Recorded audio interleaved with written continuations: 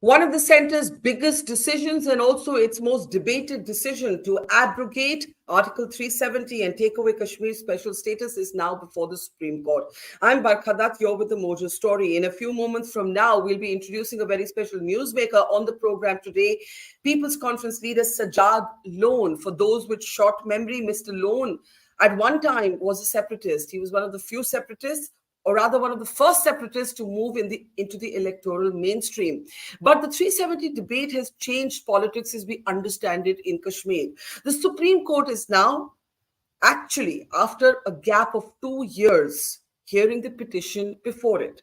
The center has argued that Kashmir today is transformed, that the street violence, which once used to be a staple of everyday life in the Kashmir Valley, is now a thing of the past. The Supreme Court has clarified that the center's new submissions are not relevant to the original case before the Supreme Court, which is to deal with the constitutional question: was the manner in which 370 was abrogated in Kashmir legally legitimate or not? To place this question and ask several of our own questions, let's welcome to the broadcast now Sajad Lone. Mr. Lone, of course, as I mentioned, and you know, people often have short memories these days. I take all of you back to 2002 when Sajad Lone, then a separatist, first dipped his toe into the waters of India's electoral democracy, taking part with proxy candidates in the elections in that year. Much has happened from 2002 to 2023, where we stand today. Sajad, let me start actually by asking you to talk a little bit about the significance of this 370 petition before the Supreme Court. You described it to be one of the most significant decisions that the judiciary of India will ever have to take. Go ahead with your thoughts today. Yeah, I really think that it is going to be one of the most challenging situations for the Supreme Court, not because of the legality of it, but of a certain situation. We live today in highly polarized times, and judiciary, at the end of the day, comprises of humans, and humans are not totally immune to emotions, and that to mass emotions. For the Supreme Court to hear this at this stage is certainly momentous and a very difficult decision and a difficult challenge as well, which I'm hopeful they will hopefully be able to overcome. You make a reference to the mass emotion. The fact of the matter is that there was, as it turned out, a widespread support for the abrogation of 370 outside of the Kashmir Valley. And some of that support came from non-BJP parties as well. As a politician today, how do you contend with that mass support? One of the comments you made recently was, we as Kashmir politicians must not irritate sort of the people of India today. What did you mean by that? You see, we should not incite the people. That's the biggest thing. And also have to understand that at the end of the day, the one lesson that I have come out with in the last 3 or 4 years is that people of India matter. You cannot go on the TV, start abusing them, inciting them, because at the end of the day, it will be, in a democracy at the end of the day, it will be the majoritarian viewpoint which will prevail. And I'm not talking of the legal aspect of it. I'm not talking of the constitutional aspect of it. But I'm talking about that polarized situation that you have. Now let's look at Article 370. As I said, slandered beyond recognition, disfigured, unrecognizable. What is it? Any basic... Not by the BJP, but over the years. Yeah, over the years, all of them. Yeah, it was a favorite punching bag, and any class 12 political science student will tell you that it is a basic form of federalism wherein power is shared between the state and the center. The competencies of the center are earmarked and are delineated and separate from that of the provincial government. This has been going on for 100, 200 years, wherein the state and the center, they share powers. So this one form of federalism was given a name. It's Article 370. It's this. I'm not worried because I will tell you what is that for me, nothing is the end of the world. This is a phase. One phase will be followed by another phase. But the way the world is moving, not only in India, across the world, the the demands for loose federalism or more powers for provinces is going to get shriller in the next 4 or 5 decades. So I never see anything as an end to it. But I think that now time has come. We should stop making statements which irritate the people of India. We should leave it to the judiciary, have full faith in judiciary, because you cannot do anything apart from judiciary. Rhetoric apart, it's either the parliament or the judiciary where you can argue your case. There is no other forum. So So let us. you believe the Article 370 debate is essentially a debate about Indian federalism. Of course, it is about Indian federalism. Of course, it is, and wherein Kashmir happened to be one part of it in this particular context. But you have other things, like in Karnataka, you have a flag. That's also a form of federalism. In Himachal, they don't allow non-Himachal people to buy land in certain areas or in all the areas. That's a form of federalism. That's something which the constitution allows you. And I don't see anything wrong in it. But I don't want to go and now convince people that we were wrong, right, and you were wrong. So it is in the court of law. Let them take a call on it. So far, it does seems very encouraging the way Supreme Court has taken it. And I think we need to sit back and facilitate them in making a correct decision, in making the best decision.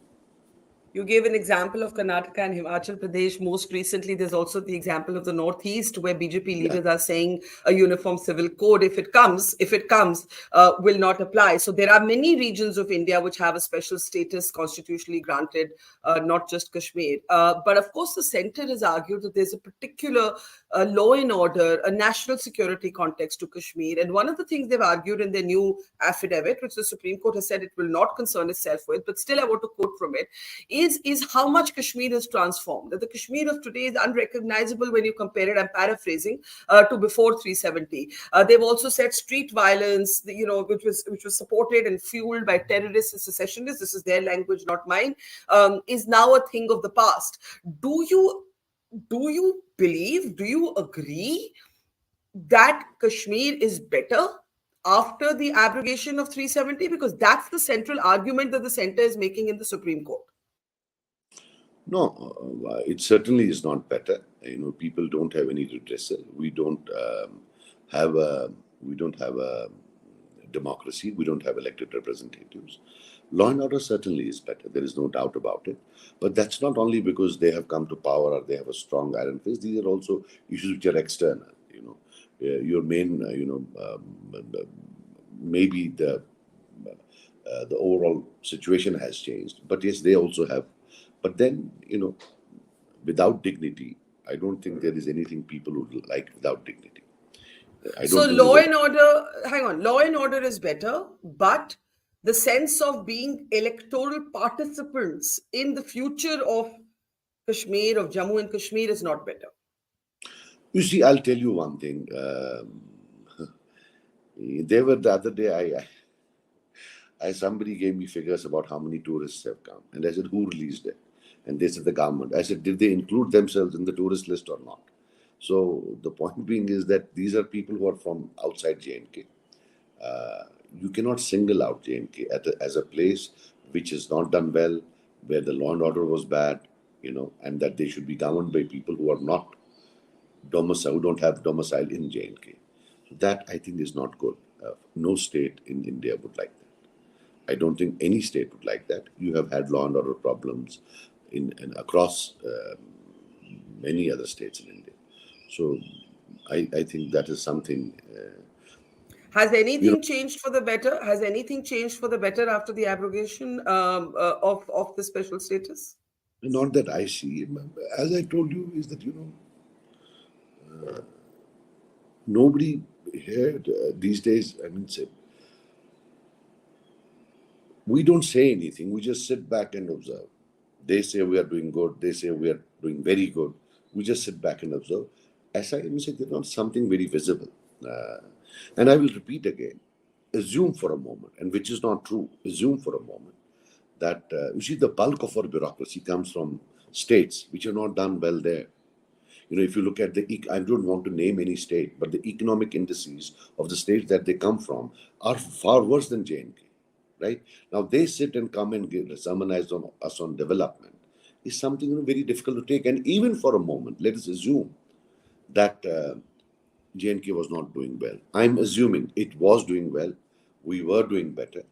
The indicators will suggest that we're not as bad as they are making us. But is there a constitutional remedy in it? Does the constitution allow you to say that state A is not doing well, so I'm going to debar people from electing their own representatives and send a bunch of people from Delhi or from other places to rule them?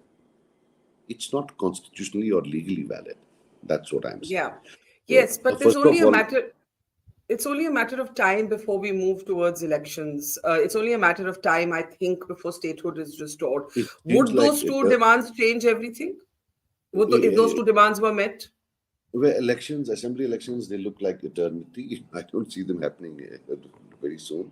But yeah, parliament elections they could hold. If they hold, they could. Yeah. But no demands. You see, I'll tell you the demand for federalism, for greater power, that thing will never cease. It will go on. And I don't think that this abrogation is the end of the world.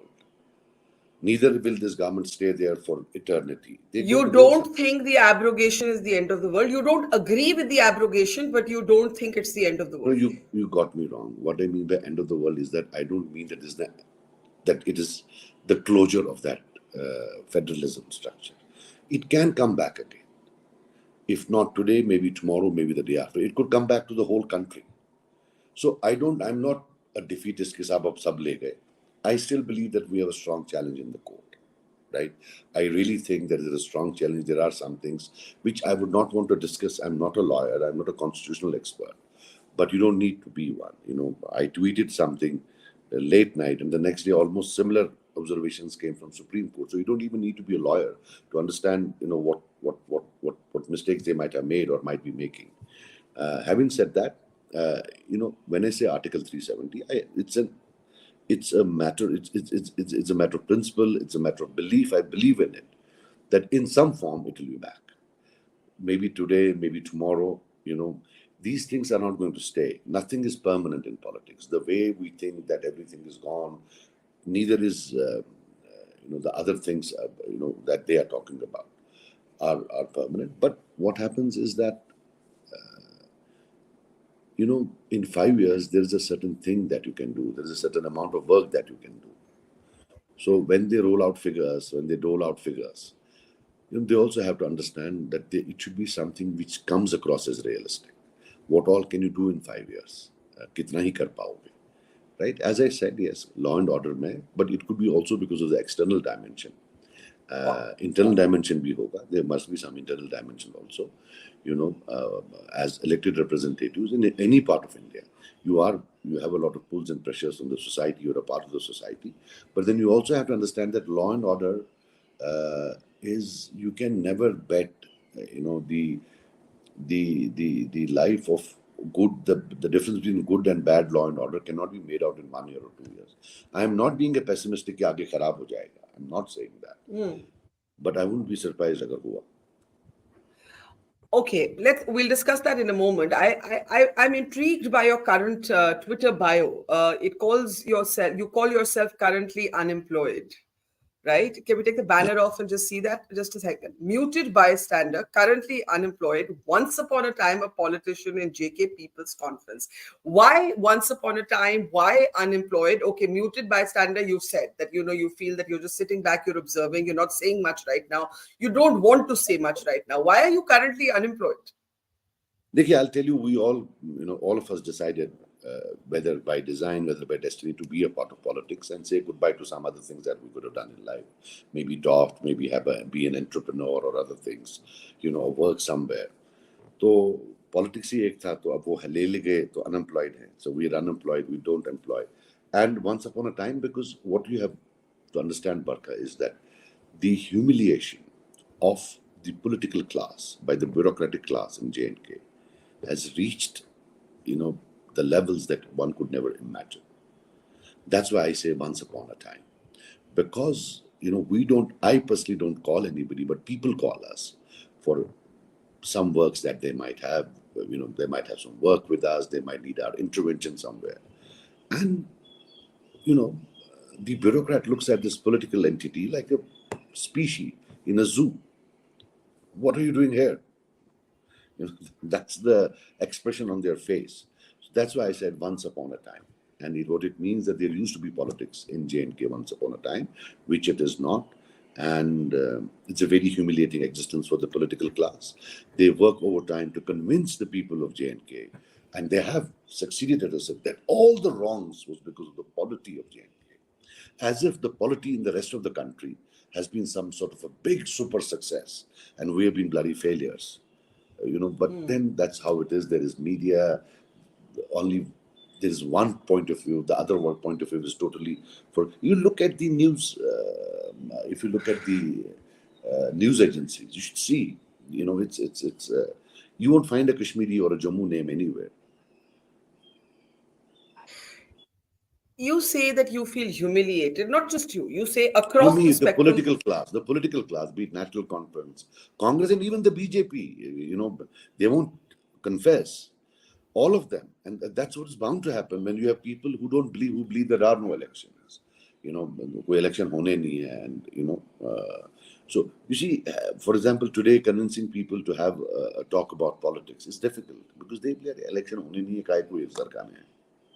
So Let me ask you this. You had, I don't know how you describe it today, but first let's talk about the past. You had a good relationship with the Prime Minister. I have followed you on campaign trails where you described the Prime Minister to be your bada bhai, your elder brother. For those of us who are Kashmir watchers, you had, a direct line to the National Security Advisor, Mr. Doval. Okay. All right. I won't say that, but you're on record saying that you called the Prime Minister an elder brother, correct? You remember that? I mean, I have met the Prime Minister 3 times or 4 times in my entire life, right? And when I stepped out after meeting him, they said that somebody said you have committed political suicide. किसी ने कुछ बोला, किसी ने बोला, how did he treat you? I said like an elder brother, and which was true. तो लग गए मेरे पीछे, इसने बड़ा भाई बोला, तो मैं भी नाम नहीं बोल रहा हूँ, उसमें क्या अच्छी बात है. He's such a big leader.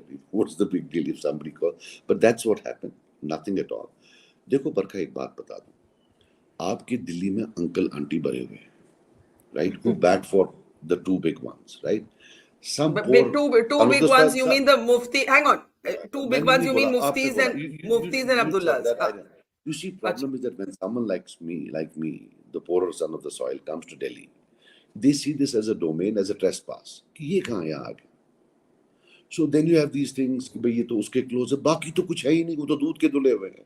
एक चीफ मिनिस्टर बन के बैठी है, दूसरा फॉरेन मिनिस्टर था, उनसे तो कोई पूछता ही नहीं है. Nobody ever asks them. This whole जो कश्मीर का problem है, when you look at the past, to be very honest, apart from the governments that were in power, who ensured that it has to be either A or either B.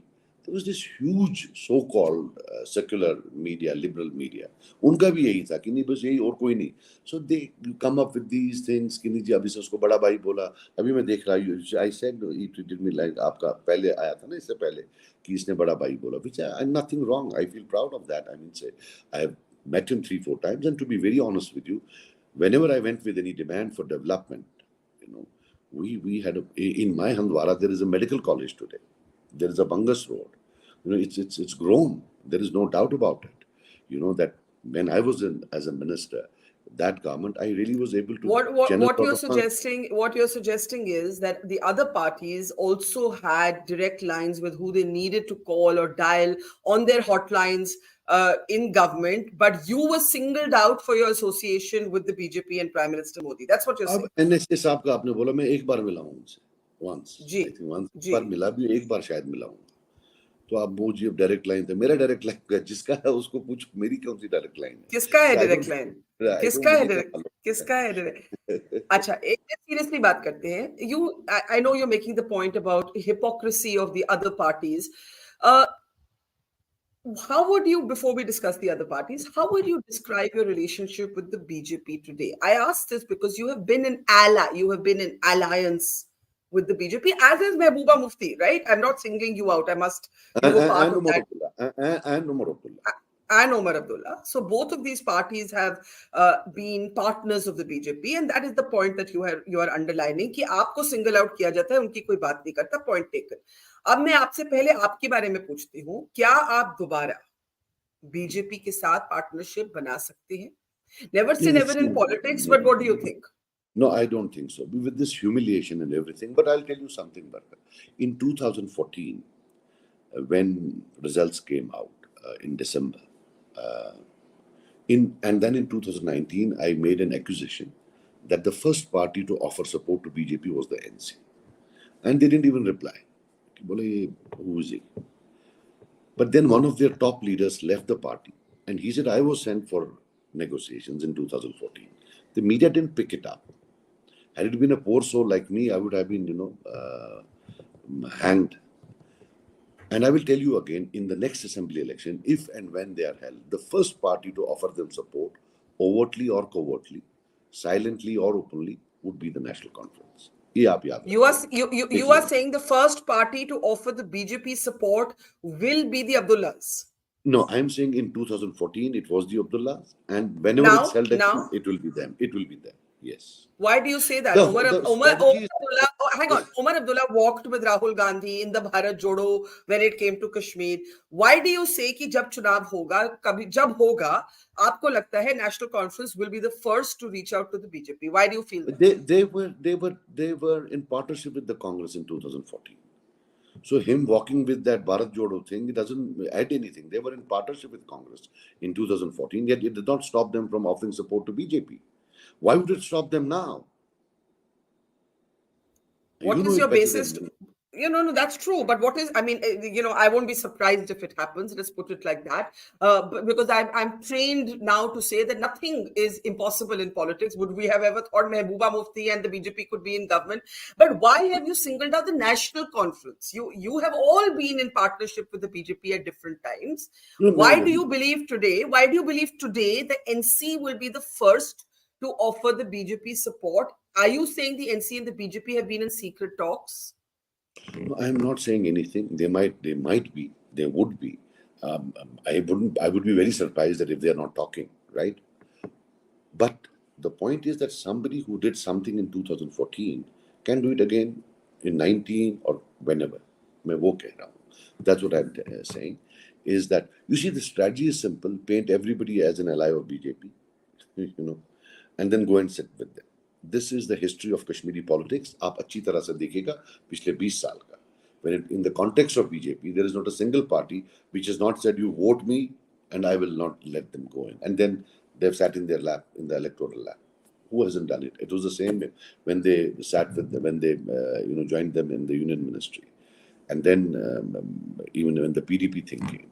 The only person who met the Prime Minister before the elections was me. Before the elections, and I was in the government after the elections. And today I am telling you, I have nothing to do with them. I was truthful then, I am truthful now. They were untruthful then, and I have every reason to believe that they will be untruthful now. That's what I am saying. So let me ask you to give a truthful answer to my question. Could you ally? There's Omar Abdullah walking with Rahul Gandhi. You're saying that doesn't mean much. If they have to switch, they can. What I liked about it, he is wearing sleeveless in winter, and then Omar Saab is matching him. Wow, that's really good. What does that tell you? What does that tell you? What does that? No, I don't want to make this as a tirade against NC or whatever. So let's move on. But I was just seeing the t-shirts. Do you like the t-shirts? Would you also want to wear a half sleeve and march in the cold? The sleeveless, I'm saying, in the winters. Good. Very good. Let's come to the politics. You said you're always truthful. You say it as you see it. You say it as you would do it. Could you ally with the BJP again if the time or the opportunity presents? No, I don't think so. No. After what? You see, मुझे किसी का कुछ नहीं है. But the way they are humiliating us, the people, the political class, ये नहीं होता है. You can't throw breadcrumbs. It has to be with dignity. कम खाएंगे, गम नहीं लेंगे. It's something very old. It's an old adage. You can't just come and say कि भाई अब ये करो, age will teach you have to do like this, or these bloody Kashmiris thieves. No, not at all. This is, this humiliation has to end. And where do we go? कल हम जाएं किसके पास? पूछें किसको? मेरा यही तो सवाल है कि आप सरकार से बात नहीं करेंगे तो आप किससे बात करेंगे? नहीं अब उनसे क्या बात इतना कर करके तो अब you see the bigger problem is that somewhere as I said we have to be responsible maybe in our utterances we might have hurt the people of India. Problem is कि जितना आप यहाँ मारते हो उतना वोट भी तो वहाँ मिलते हैं. That's another big problem. You see, so that's why I think we need to shut up for some time and not at least when it comes to the people of India. We just need to keep our mouths shut. Anything remotely connected to them which might incite them, I think we need to keep quiet. And anybody inciting them might be intentionally or unintentionally doing what the BJP would want them to do. Talking about keeping mouth shut, somebody who did not keep his mouth shut and did the exact opposite was the former governor, Satyapal Malik. He made all kinds of claims and allegations. And the one thing that he said was that the prime minister, he believed, is not very well informed about what's happening in Kashmir. He's maybe not being briefed properly and so on. You believe this to be wrong. You actually believe, it is your understanding, that the prime minister has a very detailed understanding of what's happening in Kashmir. So talk a little bit about that. Whenever I met him, I always found him very well informed, very, very well informed. And it's not because some instances came up. He knew every small bit of small incidents. Maybe at that time, like at what? How small? I should not divulge anything here on the public space. But reality is that even a small incident, he described it, discussed it, and even the names. I was rather surprised that he knew all this. Normally, you don't expect. Because especially BJP leaders, given that BJP leaders don't have a lot of history in governing, they don't have in governance, they've been there for 10, 15, 20 years. Unlike the Congress who had been there for decades and they would know names, they would know the situation. So I always found him I didn't never feel, for example, at times we come and have an interview where the interviewer doesn't know about Kashmir. तो हम भी गूंगे हो जाते हैं. So ऐसा मुझे कभी नहीं लगा कि मैं उस इंसान के साथ बैठा हूँ जिसको कश्मीर की पता नहीं. I always found that this person in front of me knows a lot about Kashmir. What did you sense was his vision for Kashmir? Is his stated vision? 3 बार मिला हूँ, 4 बार से विजन मालूम पड़े मुझे. पर आपके कुछ तो impressions होंगे. What were those impressions from that meeting? As I told you, it's been a long time, but of course, as a Kashmiri, it was always meant. He never said that anything bad about Kashmir or Kashmiris. I always found him to be sort of well-meaning. Lekin abhi jo ho raha is something I'm rather surprised. Has the government reached out to you through back channels? And I mean, I know that I'm asking you this question, and I know that you can't answer it even if it's true. See, this government feels they have won. And I don't know who they have defeated. You can't obviously defeat your own people. The Kashmiris are their own people. They are a part of India. So they think they have won, they've vanquished everybody. So vanquishers don't need to talk to anybody. When you say this government feels they have won, perhaps what you mean is that they have executed one of their old manifesto slogans. They have executed it, they have implemented it, and they have not had to face anything negative as a consequence. Instead, they are arguing, as they are in the Supreme Court, No. कि जो हुआ वो ठीक हुआ. I'm not talking of that. They are basically not saying it. What they imply is that we have shown the Kashmiri his place or her place. That's the whole thing. That we have shown him or her their place. कि जाओ अब देख लेते हैं. So you have this so-called Kashmiri कि federalism में मेरा बड़ा नाम है, मेरा बड़ा special है, and now we are a UT. So that's as humiliating as it can get. But let's talk about the national security angle that might make this a different debate from federalism in Himachal Pradesh, right? There is Pakistan. There is the Pakistan dimension. There is the Pakistan pushing in of terrorists from the Lashkar-e-Taiba, from the Jaish-e-Mohammed. There is Pakistan fishing in troubled waters, trying to recruit local young men, educated men into militant groups. as somebody, and again I say public memory is short, as somebody who, when your father was assassinated, and as a journalist, I'll never forget it because I saw him being killed. I was in Kashmir on that day. I can never forget it for as long as I live. When Abdul Ghani Lone is assassinated, you, not in the mainstream of politics, then come out and say, the deep state of Pakistan is responsible for the assassination of my father. My question to you is, as someone who experienced that, how do you ignore the fact that there is a Pakistan dimension to any debate around Kashmir, including the federalism one? Nee, I will tell you something. There is no doubt that there is a certain section in Kashmir which is either secessionist in nature or maybe Pakistani in nature. एक element तो है, but the element which is fighting them is also Kashmiri. आपका Jammu Kashmir police तो मुसलमानों से भरा हुआ है, the Kashmiri Muslim. They are sacrificing their lives. तो आप ये रिकॉग्नाइज करना चाहते हैं कि भाई कुछ मिलिटेंट या टेररिस्ट जो है उनसे मिले हुए हैं, लेकिन जो आपके देश का जंग लड़ रहे हैं उनको आप रिकॉग्नाइज ही नहीं करना चाहते हैं. How cruel. Isn't he more Indian than an average Indian in another state because he is rendering sacrifice of the supreme sacrifice of his life? Forget giving him some sort of extra respect. You're not even willing to, acknowledge it. How petty can it get? You really think that the J&K police wala, of course the Jawans, army, other, who render their sacrifices, are they less than anybody in the rest of the country? No, of course not. But who has said that? The government has not said that. The way you deal with Kashmiris makes it ample time how they, how much respect they have for them. The JK police, the Jammu and Kashmir light infantry, there are long lines of people recruiting, wanting to join the police and the army in Kashmir. Look here, I'll tell you something. Now, don't hold that. But 60% of the graves with bullets, with Pakistani bullets. If 100 people died since 1989, 60 to 70% are with Pakistani bullets. Out of those, 90% are Kashmiri Muslims. So go down and go to their graves and tell them, congrats, we have made you a UT. I don't think this is the respect that you show towards Martyrs. It's in deeds. Words में तो आप बहुत करते हैं कि जनाब वो कर दिया. In deeds, what you do. The Home Minister is on record to say that the statehood of Jammu and Kashmir will be restored. If that happens, will that take away some of the angst, you think? Some of the cynicism? It's good. It should happen. Why shouldn't there be for such a big state? Center can't.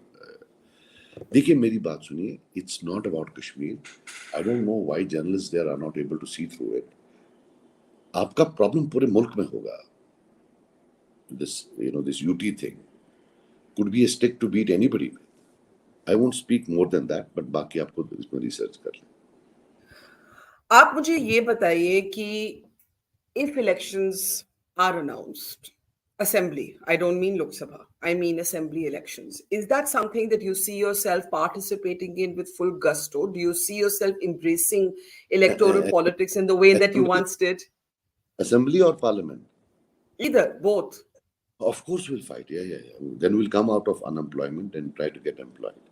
It's with the people whether they give us a job or not. But yes, of course we will. Certainly we will. We're ready for elections. Yeah. देखिए एक बात ऐसा नहीं है that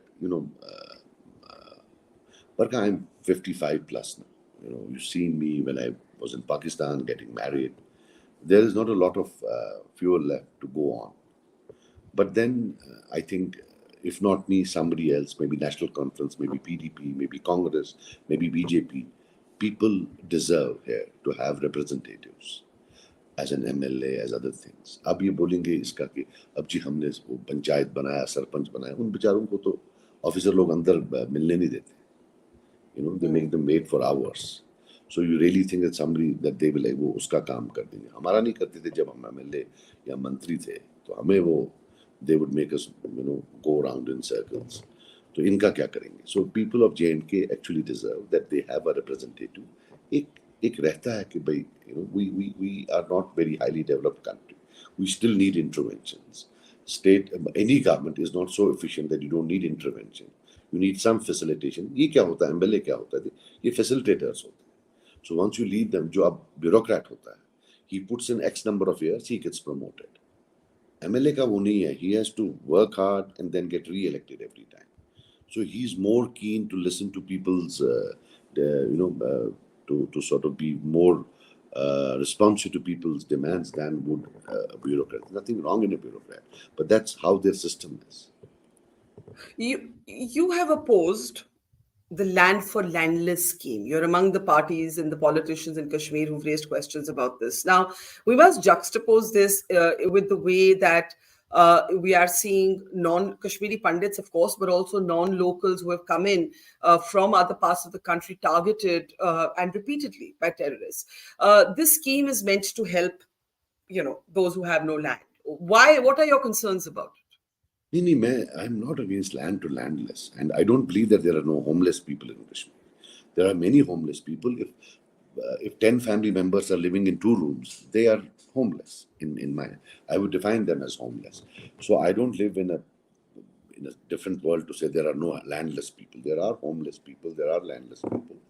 And it's a genuine concern that it should be given to those people who've been living here for decades, for ages. So if you sort of create, sort of a ghetto of people who don't belong to this place, you're basically, there's a post-dated check for disaster, a different conflict at a different date in the future. This should not be done in any state. Forget J&K. Why in any state? Why would you do that there? Why would you take Kashmiris from here and get them settled in some other, for example, in some other state? So, why would you do that? And why would anybody come here?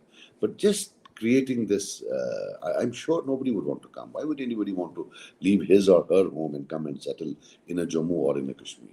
Give them land in their own states. They would want to be there. They would love to have But the there's land there. internal migration. There are daily wage workers who come to Delhi. They leave their villages. They have better opportunity. They come to Kashmir for the same reason. अब यहाँ अगर इनकी sensitivities है, अगर साथ का हिमाचल जमीन नहीं खरीदने देता है, अगर ये बोलते हैं तो क्या प्रॉब्लम है इसमें? Heavens will not fall. ये कौन सा इतना बड़ा कोई समंदर है? It's not a Dubai or a Mumbai or a Delhi where there is huge economic gains to be made. There is huge employment. We have, huge unemployment here on our own. So ऐसा नहीं है that it's some sort of oasis of economic prosperity. Why would anybody come here? So Let me ask. I personally look, I'm cosmopolitan in nature. I don't have problems, but my people have problems. We talk to people, they believe that this should not happen. And then we're so many landless and homeless here. आप उनको दे दीजिए, बाद में देखिए अगर कोई बाहर से आता है. Why are you so keen on getting people? तो लोगों को शक पड़ जाता है in the context of, forget Kashmir now, Jammu में नहीं है, जम्मू में problem है. It's not a Kashmiri problem anymore. Let me ask you in the end, detention. You were among those who were taken into detention in the immediate aftermath of the abrogation of 370. How did that change you? It was, of course, not your first brush with this, but how did it change you? How are you today? Instead of having a meta discussion on how Kashmir has changed or not changed after 370, let's ask how has Sajad loan changed after the abrogation of 370 and everything you experienced in the immediate aftermath? नहीं, मुझे कुछ change नहीं हुआ. It was a very comfortable stay. ऐसा नहीं है that it was some sort of a jail, which was थोड़ा था भी. But if you really ask me, if I've shed any tears, I've shed it for India, not for myself. Why? You can't intern an entire political class and have the whole country, clapping for you. That's bad.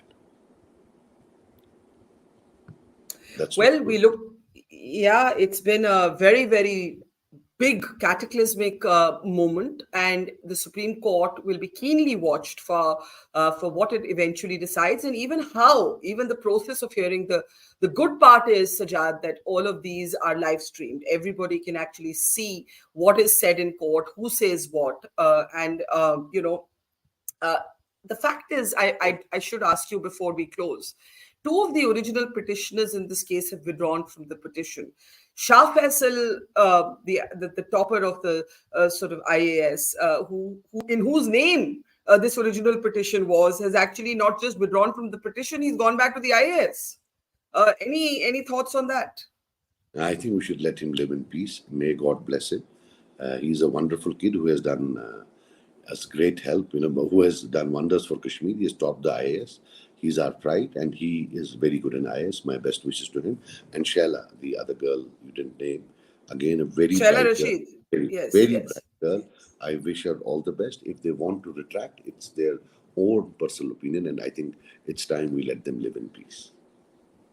All right, Sajad, We thank wish you the so best much. for them. Thank We you. hope you change your Twitter bio soon, or have the opportunity and the context to change your Twitter bio soon. कुछ बड़ा From बड़ा अच्छा लगता है. currently unemployed to so busy I can't breathe. That should be everybody's Twitter bio. Thank you very much. Take care and see you soon. Take God care. bless you. Bye bye. It's great to see you here. Thank you for watching our work. If you haven't subscribed yet, don't forget to click the bell icon and subscribe to Mojo Story and support independent, robust journalism.